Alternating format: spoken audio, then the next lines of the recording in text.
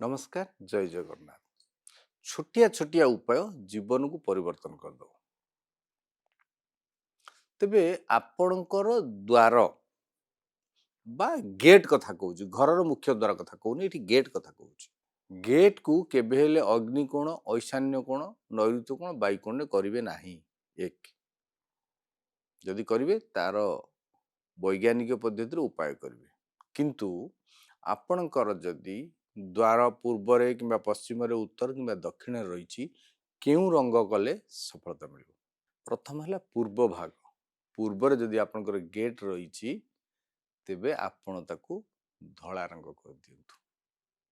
जदि पश्चिम द्वार रही तेबे ताकू नील रंग कर दियंतु। जदि उत्तर द्वार रही तेबे ताकू सबुज रंग कर दियंतु।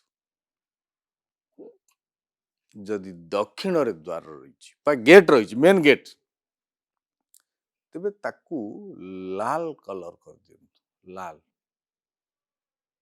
देखिबे आपण घर को शुभ शक्ति प्रवेश करिवो एवं सफलता ही सफलता आपण को मिलिबो।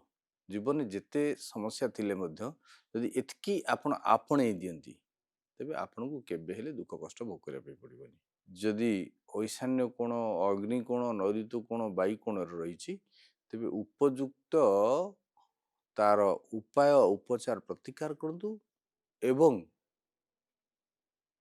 जदि गेट परिवर्तन करिवार स्थिति रही तेबे तुरंत परिवर्तन करि नियंतु।